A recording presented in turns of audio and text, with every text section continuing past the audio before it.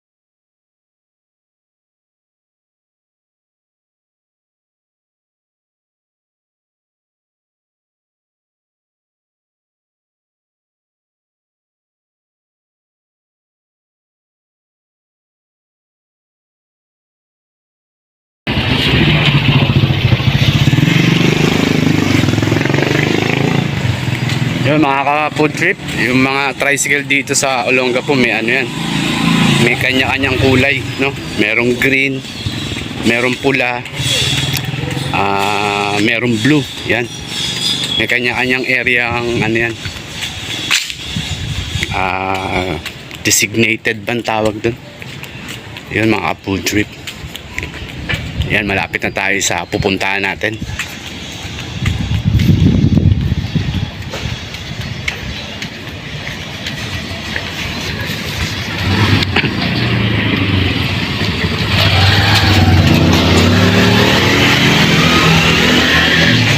Yun.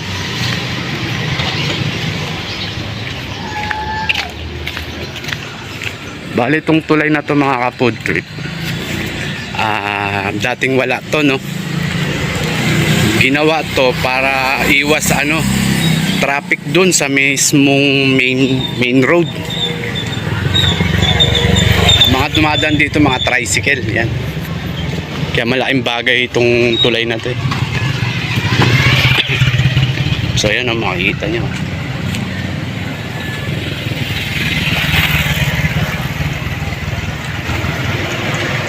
Ayan, tawid tayo dito sa kabila.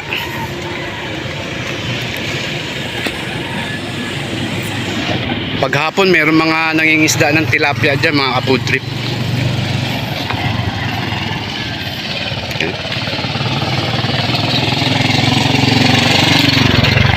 Ayan, grabe init. Ayan o.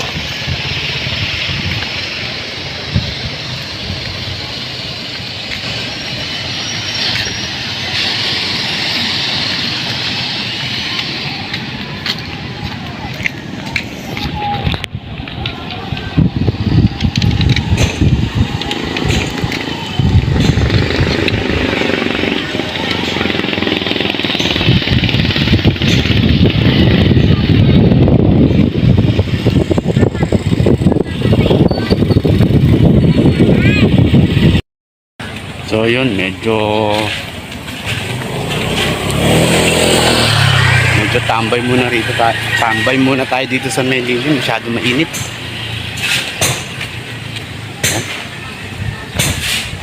Yun. So ayan mga food trip, dito lang muna tayo. Chill lang. Yun.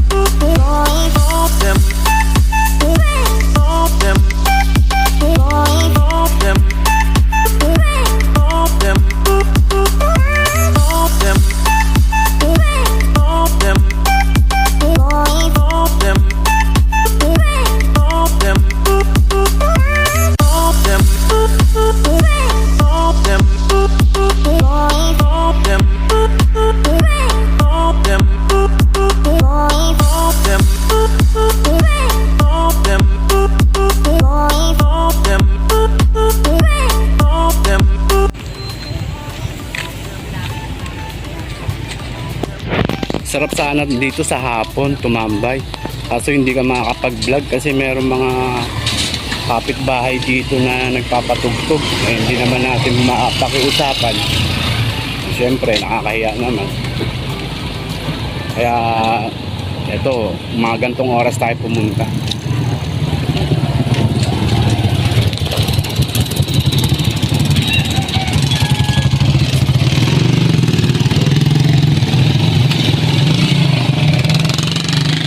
Ayun, daming tricycle na dumadaan dito. Yung kulay blue tricycle na yan, papuntang yan, Lumang Palengke. Yan.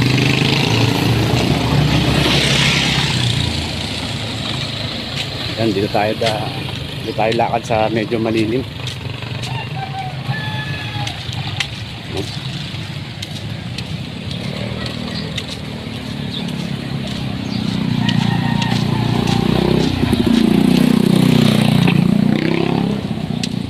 Laki ng puno.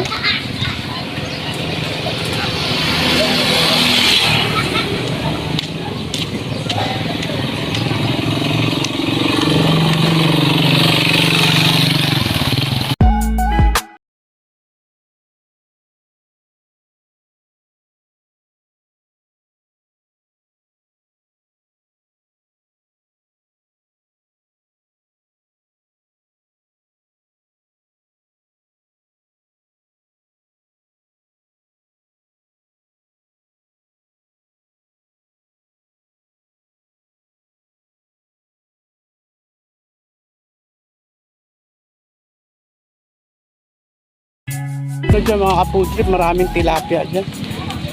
Ewan ko kung anong purpose, bakit nilagay nila yan. Mga ano dyan, mga tilapia.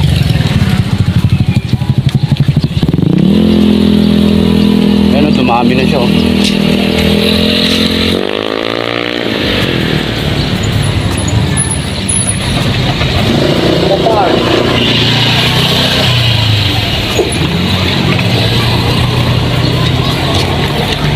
Hindi ko alam kung ano, pwede kainin yan.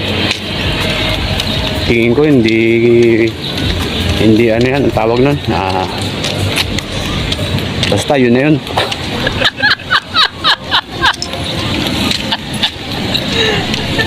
Hindi siya advisable na kainin.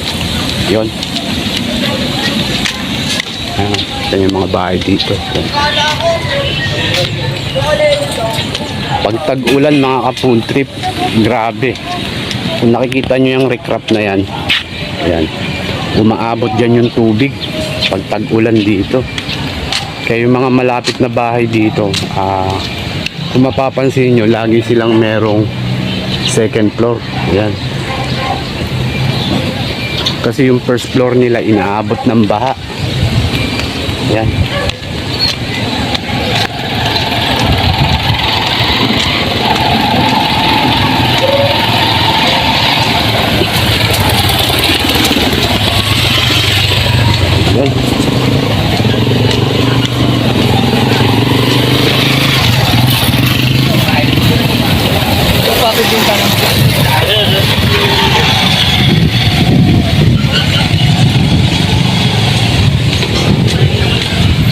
So yung mga food trip, meron na naman tulay dun.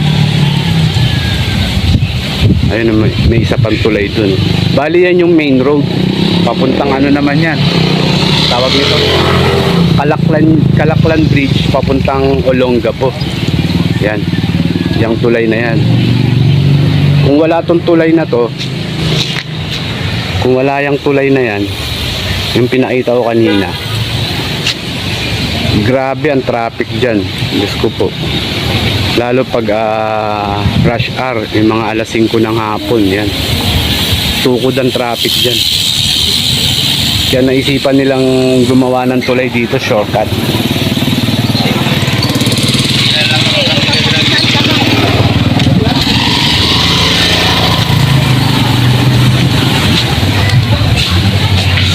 Dahil mga ka-food trip, yung banda ron, papuntang ano na yun, papuntang Palengke, no? So, balik na tayo. Medyo mainit ngayon, eh.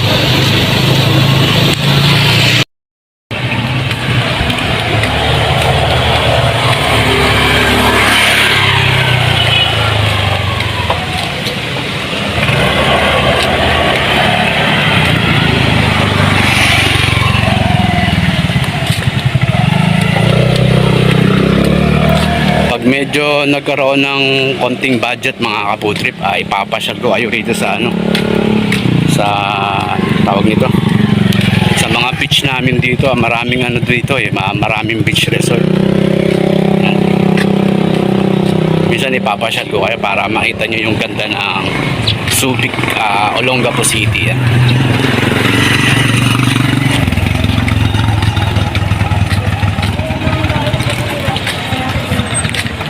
Lalo na dun sa ano mga ka-food trip, yung tinatawag nilang SBMA, Subic Metropolitan Authority. Dati dun na nakabase yung mga kano mula nung nawala yung kano, yun na, halo-halo na yung mga ano dun, halo-halo na yung mga businessman na pumasok dun. May Koreano, may Inchik, may Taiwanese. Yan.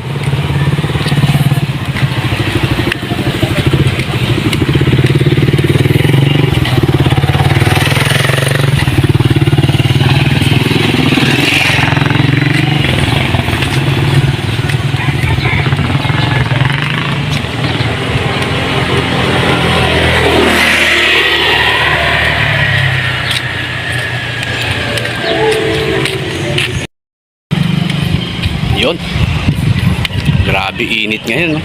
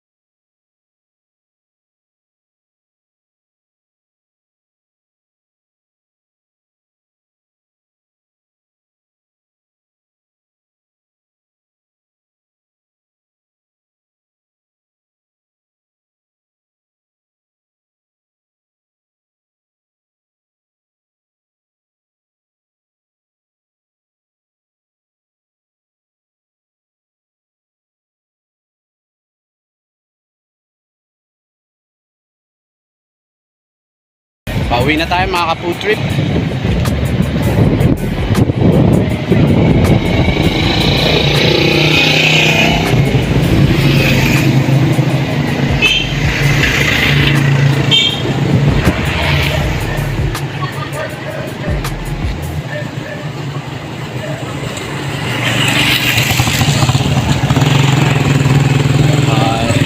Yan po, no, paalala po sa mga kabataan natin dyan na kung tatawid kayo ng kalsada, tingin muna kayo ng kaliwa kanan, no? Baka mamaya merong umaharurot na sasakyan bago kayo tumawid, no? Yan, dito na tayo.